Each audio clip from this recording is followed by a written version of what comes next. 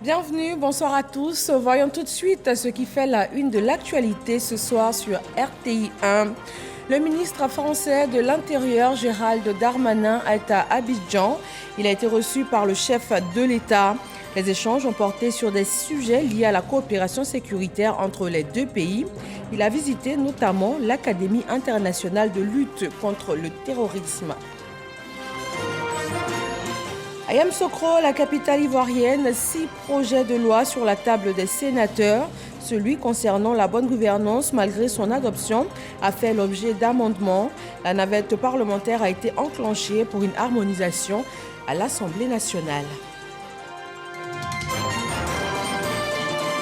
Les producteurs à l'honneur aux prochaines journées nationales du cacao et du chocolat fin septembre. L'économie cacaoyère représente 14% du PIB de notre pays et 40% de ses recettes d'exportation. Nous vous proposons ce soir d'aller à la rencontre de ces producteurs locaux et aux sources du chocolat made in Côte d'Ivoire. Et puis en Guinée, 24 heures avant l'ouverture de son procès, l'ancien président Moussa Dadis Camara ainsi que plusieurs autres co-accusés dans le massacre du 28 septembre 2009 dans un stade de Conakry ont tous été mis aux arrêts. Merci de nous suivre sur RTI 1, nous en sommes ravis. Nous démarrons ce soir à 20h20 en raison du match amical qui a opposé tout à l'heure la Côte d'Ivoire à la Guinée. Le score final 3-1 pour les éléphants de Côte d'Ivoire. Direction la présidence de la République, le chef de l'État a reçu aujourd'hui le ministre français de l'Intérieur, Gérald Darmanin, lui a fait le point de sa visite à l'Académie de lutte contre le terrorisme de Jacquesville. Il a aussi été question de sécurité et également de la situation des soldats ivoiriens détenus au Mali. Fijanaïma. En visite de travail de 24 heures à Abidjan ce mardi 27 septembre, le ministre français de l'Intérieur, Gérald Darmanin, a eu une rencontre en fin de matinée avec le président de la République Alassane Ouattara au palais présidentiel pour un long entretien de plus d'une heure au cours duquel ont été abordées les questions de sécurité dans la sous-région ouest-africaine et surtout la coopération en ce domaine entre la France et la Côte d'Ivoire. Je suis d'abord venu apporter un message de salutation très amical de la part du président de la République française. La relation entre nos deux présidents est très importante et la relation et l'amitié entre la Côte d'Ivoire et la France, vous le savez, est très importante. Ma visite, comme celle d'autres de mes collègues, continue à la consolider, bien évidemment. J'ai eu l'occasion de remercier Monsieur le Président de la République pour notamment la visite que j'ai pu effectuer ce matin dans l'Académie de lutte contre le terrorisme, pour lequel la France et la Côte d'Ivoire sont très engagées et pour lequel nous devons continuer à aider, évidemment, pour la stabilité de l'Afrique, c'est extrêmement important. Évoquer aussi avec lui la façon dont la France pourrait aider encore, mais j'aurai l'occasion d'en parler avec M. le ministre de l'Intérieur dans quelques instants, puisque nous avons tous nos deux pays, à organiser des grands événements sportifs, la Coupe du monde de rugby et les Jeux olympiques pour la France, et puis ce grand événement sportif en Afrique dans quelques mois ici aussi. Et puis évoquer la question de la stabilité régionale, la situation difficile qui se déroule aujourd'hui, bien sûr, au Mali, où je veux redire ici que notre soutien est total auprès du gouvernement de la Côte d'Ivoire pour ces soldats de votre pays qui sont aujourd'hui emprisonnés, et puis bien sûr et à l'écoute de tout ce qui se passe ici en Côte d'Ivoire, la lutte contre le terrorisme et la sécurité et la paix publique. Au cours de sa visite, le ministre français de l'Intérieur devait avoir une séance de travail avec son homologue ivoirien, le ministre Vagondo Diomandé, ainsi qu'une rencontre avec le ministre ivoirien de la Défense, Téné Birahima Ouattara. Effectivement, le ministre français de l'Intérieur a également été reçu par le ministre ivoirien de la Défense, aussi dans le cadre du projet Plan Alerte Enlèvement, conduit par le ministère de l'Intérieur et de la Sécurité de Côte d'Ivoire pour lutter contre le grand banditisme. Il a offert au nom de son pays, la France, 3 véhicules, du matériel informatique, des menottes ainsi que des balises à la Côte d'Ivoire. Le président de l'Assemblée nationale de Côte d'Ivoire en France a rencontré la diaspora ivoirienne. Adama Bictogo est à Paris pour une visite d'amitié et de travail. Herman Guivet, notre envoyé spécial, nous propose un point de cet entretien avec la communauté ivoirienne. Ambassade de la République de Côte d'Ivoire à Paris. Le président de l'Assemblée nationale de Côte d'Ivoire, Adama Bictogo, rencontre les Ivoiriens de la diaspora pour échanger avec eux sur des sujets en rapport avec l'actualité nationale. Une rencontre qui commence sur fond de patriotisme avec la reprise en chœur de l'hymne national de Côte d'Ivoire, l'Abidjanaise. L'ambassadeur de Côte d'Ivoire à Paris, Maurice Kwaku Bandama, salue cette opportunité offerte aux Ivoiriens de la diaspora de pouvoir avoir des échanges directs avec le président de l'Assemblée nationale, Adama Bictogo. Au nom des Ivoiriens de France, Monsieur le Président, je vais vous traduire notre reconnaissance pour cette marque d'affection que vous nous témoignez. Ayant participé à vos côtés aux rencontres et aux visites, nous pouvons témoigner que votre mission est couronnée de succès. Vous avez décidé de nous rencontrer. Nous disons Akwaba, à vous, à vos délégations. Tous ces députés qui font partie de votre délégation témoignent ainsi de la paix retrouvée en Côte d'Ivoire. À tour de rôle, les membres de la délégation officielle déclinent leur identité. La pluralité politique de cette délégation est fort appréciée par les Ivoiriens de la diaspora. Prenant la parole, le président de l'Assemblée nationale, Adama Bictogo, a invité les Ivoiriens de la diaspora à être des ambassadeurs de la paix retrouvée en Côte d'Ivoire. La compétition, elle est légitime. Mais ce qu'il ne faut pas tuer, c'est notre fraternité. Et vous, la diaspora, vous avez un rôle à jouer. Parce que c'est vous les hommes des réseaux sociaux. C'est vous qui alimentez tous les réseaux sociaux de Côte d'Ivoire. Donc, ce qu'on est venu vous afficher, cette fraternité, qui ne remet pas en cause l'appartenance politique, qui ne remet pas en cause la compétition politique. Mon élection est une élection d'humilité, née de l'écoute, née de la concertation. On peut ne pas être d'accord, mais le fait de s'écouter crée le respect.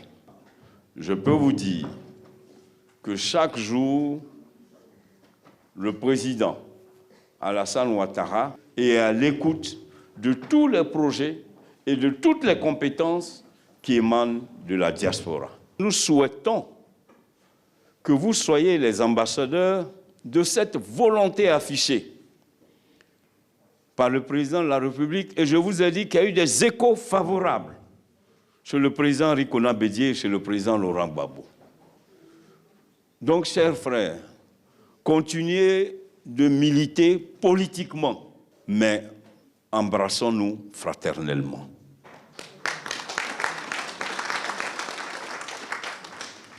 Les Ivoiriens de la diaspora se disent heureux de cette rencontre.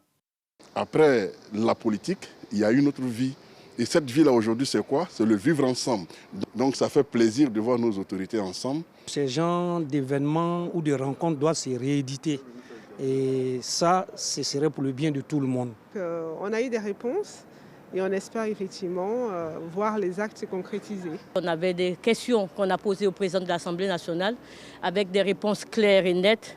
Vraiment, on a été satisfaits. Ils entendent travailler davantage à raffermir leurs liens pour une Côte d'Ivoire de la diaspora, une et indivisible. Revenons sur le sol ivoirien, précisément à Yamoussoukro. Le Sénat a tenu une séance plénière de délibération sur 6 projets de loi. Sont concernés les domaines de l'agriculture, l'enseignement, la santé, la défense, la justice et la bonne gouvernance. Kader Sogodego. Jour de plénière au Sénat à Yamoussoukro. La séance est présidée par Makani Diaby, vice-présidente de l'institution. 6 projets de loi soumis au préalable en commission sont concernés. L'agriculture, avec la répression de la commercialisation des produits agricoles soumises à agrément. Le projet de loi d'orientation de l'enseignement technique et professionnel. La santé avec l'ordre des infirmiers. La défense avec les armes bactériologiques. La justice avec le divorce et la séparation du corps. Ces 5 projets de loi seront adoptés à l'unanimité. Le 6e projet de loi relatif à l'évaluation des politiques publiques fait l'objet d'une navette parlementaire. Certains amendements ont été apportés par les sénateurs. Le texte devra donc retourner à l'Assemblée nationale pour une harmonisation avant sa promulgation par le président de la République. Le projet de loi sur l'évaluation des politiques publiques adoptées à la majorité ce jour n'a pas été adopté dans les termes identiques que l'Assemblée nationale.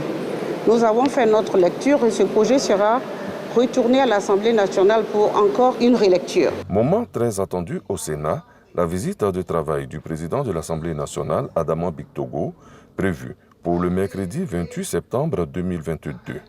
C'est la première fois que les deux chambres du Parlement vont se rencontrer en dehors d'une convocation du patron de l'exécutif ivoirien.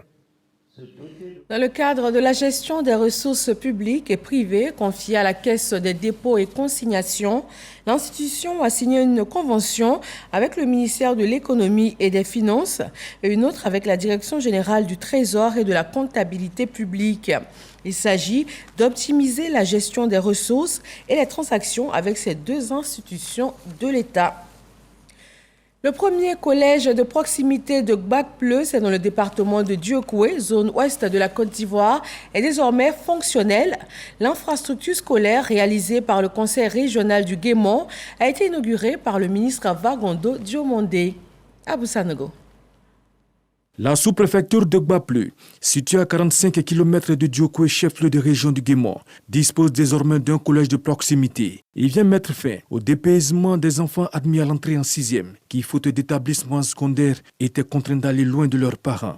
Il est composé de 4 bâtiments, dont 3 salles de classe par niveau, de la 6e à la 3e, un bâtiment administratif, un foyer et un bloc de latrines. Un établissement réalisé par le conseil régional du Guémon, inauguré par le ministre de l'Intérieur et de la Sécurité, Vagondo Diomondé. Un réel motif de soulagement pour la population. Ce collège vient soulager nos parents qui dégageaient d'énormes sommes pour permettre à leur progéniture de bénéficier du savoir. Nous pensons que cet édifice vient à point nommé pour traduire l'intérêt que le gouvernement ivoirien porte à la sous-préfecture de Gbagbleu, mais singulièrement à ses enfants. Le président de la République, son Excellence M. Alassane Ouattara, fait de l'éducation de nos enfants la priorité de son gouvernement. C'est pourquoi, nous qui avons épousé sa philosophie, nous nous efforçons à l'imiter en réalisant les ouvrages scolaires malgré nos contraintes budgétaires. Le ministre de l'Intérieur et de la Sécurité, Vagondo Diomondé, a félicité le conseil régional du Guémon pour la construction de ce collège de proximité qui va permettre aux enfants de construire leur avenir. L'ouverture d'un établissement scolaire est le prémisse de la préparation des cadres de demain. Ceux qui occuperont cet édifice aujourd'hui, soyez-en sûrs, si c'est une prophétie, je la fais, demain il y aura certainement des ministres parmi eux, c'est ce que je souhaite. Coût de l'ouvrage visité par le ministre de l'Intérieur et de la Sécurité, 149 millions de francs CFA. La sous-préfecture de Gbagbleu compte 7 villages, une vingtaine de gros campements pour 89 640 habitants. À Boisflé, par contre, la rentrée des classes n'est pas aisée dans certains villages. Entre manque d'infrastructures adaptées et d'enseignants, les parents s'organisent pour tout de même permettre à leurs enfants de pouvoir aller à l'école. Eugène Atoubé. Déjà la rentrée des classes et dans le gros campement d'Alakwamekro, un air de vacances souffle encore sur cette localité de la tribu Son, ayant pour chef-lieu de circonscription administrative Boisflé dans la région de la Maraoui. Ici, les populations, planteurs de café et de cacao en majorité, évoquent le manque de moyens. On a peur, on n'a pas de tabac, on n'a rien. Quand on dit la rentrée, mais on ne sait pas quoi faire. Aujourd'hui, on est jusqu'à 6 classes. Ça fait 3e fois qu'on passe à l'entrée en 6e. Ce qui est difficile, c'est au niveau des enseignants. Il n'y a pas de logement, ça fait que les maîtres viennent et ne restent pas. Conséquence de cette réalité, les enseignants affectés à Alakwamekro trouvent refuge à Bossi-Sainte-Massi, appelé encore plateforme. Un autre gros campement situé à 7 km de Alakwamekro et où l'on trouve toutes les commodités d'un village moderne. En 2016, nous étions 3 enseignants de l'État. Les parents d'élèves s'y mettaient.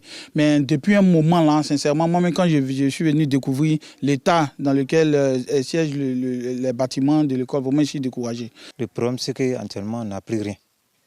La maladie sur l'insuline a tout ravagé ici. Dans l'ensemble de l'inspection de l'enseignement préscolaire primaire de Boisflé 3, l'école d'Ala Kwamekro, quoique rébutante par ses infrastructures et son cadre d'enseignement, est créditée d'excellents résultats.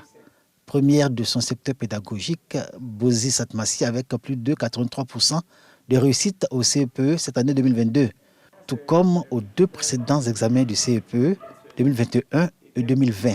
Le vœu des populations d'Ala Kwamekro est d'obtenir de l'aide pour donner à l'école du village une allure digne. Il faut construire l'école, il faut construire le logement maître, il faut payer bénévoles, il faut payer les tables bancs. Évidemment, les moyens ne suffisent plus. C'est le moment même de lancer un appel à tous ces cadres venant d'Ala Kwamekro de venir au secours de cette école pour mieux encore avoir de bons résultats. Dans la tribu Son, constituée de 2 villages, Dionfla et Bonfla, auxquels sont rattachés une cinquantaine de gros campements à forte population, les infrastructures scolaires sont, avec les questions de route, des préoccupations majeures. Aujourd'hui, c'est dans une nouvelle dynamique que s'inscrit l'école dans toute la tribu Son.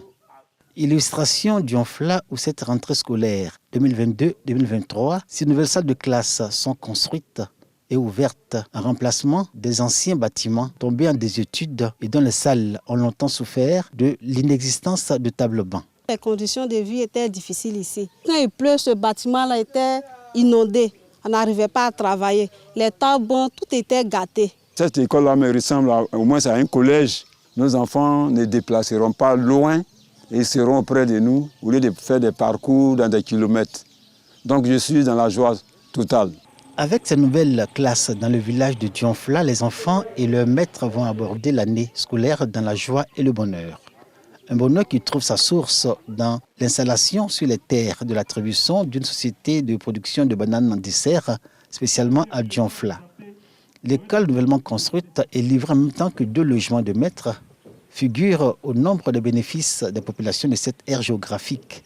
Un partenariat gagnant-gagnant. Par les mécanismes de commerce équitable, nous pouvons engranger de l'argent pour aider et aller de l'avant. Si la coopération se porte de la bonne manière et qu'on arrive à produire et qu'on arrive à vendre la banane sur le marché dans ce système équitable-là, on continuera de faire les œuvres.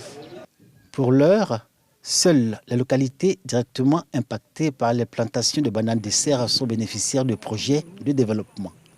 Ala Kwamekro, dont la situation géographique est favorable à cette culture d'exportation, nourrit beaucoup d'espoir pour la construction d'une nouvelle école répondant à toutes les exigences éducatives.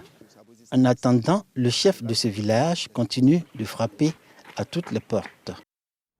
Et nous quittons les salles de classe pour les champs de cacao.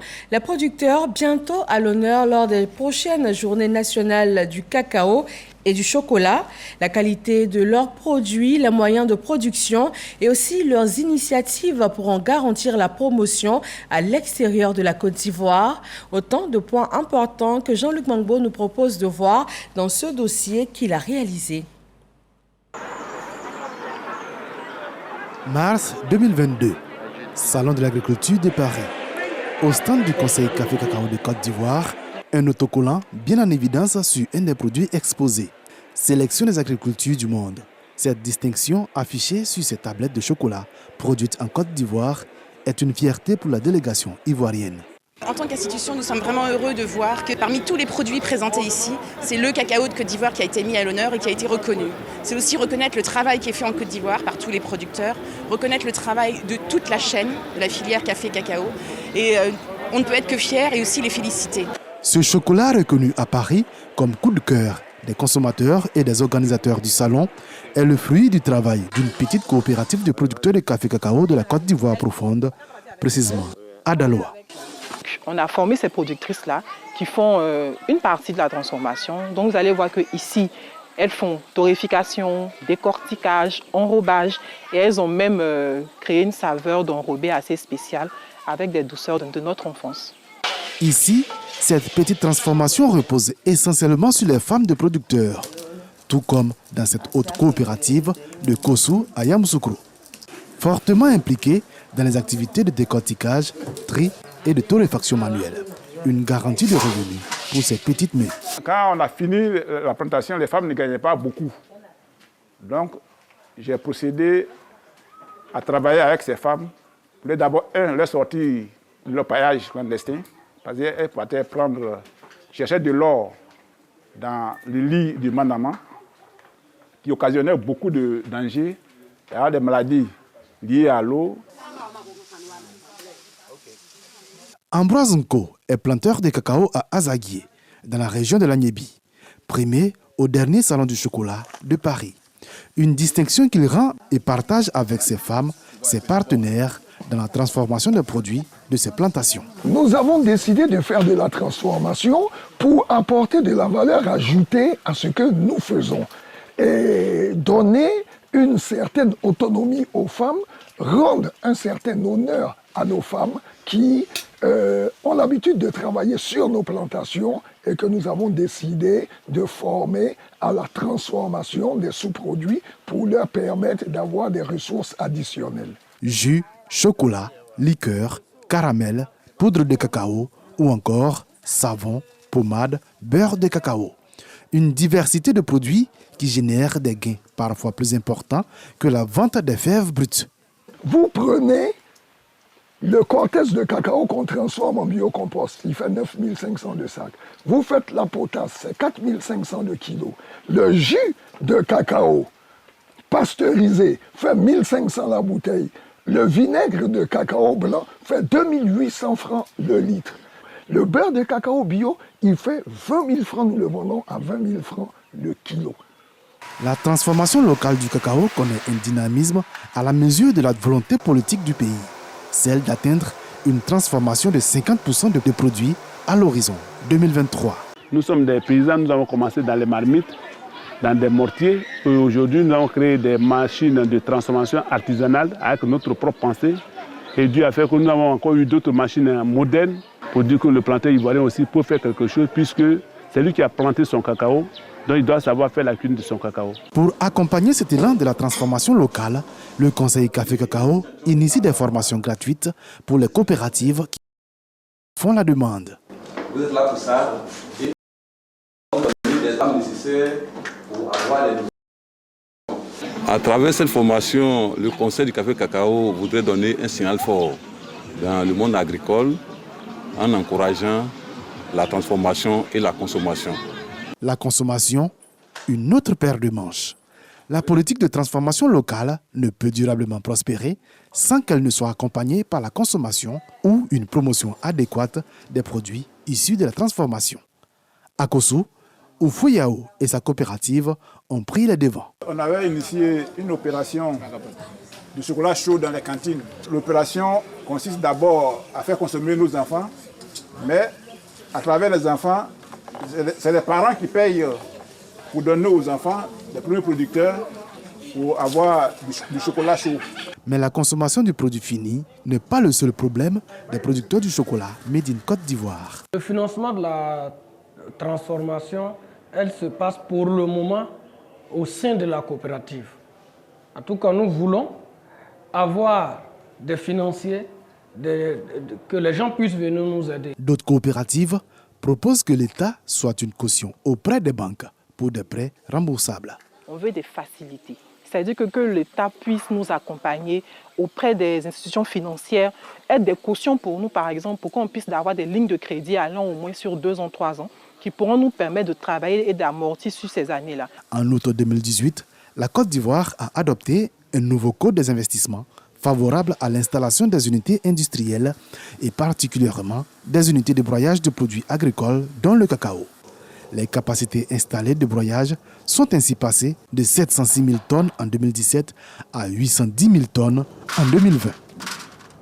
Et la 8e journée nationale du cacao et du chocolat vont se tenir du 30 septembre au 2 octobre prochain à Abidjan.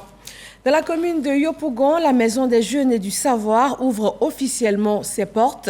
Elle est consacrée à l'insertion professionnelle et aussi à l'éducation de la jeunesse, avec en son sein une médiathèque, une salle de conférence et un incubateur d'entreprises. Frédéric Oulaï et Abou Sanogo. Une médiathèque composée d'une bibliothèque, d'une salle informatique, d'un espace d'éveil pour enfants, d'une vidéothèque et de salles de conférence. Voici la maison des jeunes et du savoir de Yopougon. Un édifice mis à la disposition des jeunes Yopougon et du district d'Abidjan. Cette infrastructure est le fruit de la coopération entre la mairie de Yopougon et l'Association internationale des maires francophones. Ce centre pluridisciplinaire est le vôtre. C'est votre maison. Une maison propice à la recherche de connaissances qui répond parfaitement à l'ambition de chacun d'entre vous pour vous permettre d'accéder facilement au savoir et à la culture. Les entrepreneurs futurs de la Côte d'Ivoire, les jeunes, peuvent venir se former pour devenir demain de grands entrepreneurs. Ils peuvent venir aussi se former pour que, quand ils vont postuler pour des emplois, ils aient les arguments pour se faire valoir. Ce complexe socio-éducatif dispose également d'un incubateur d'entreprise.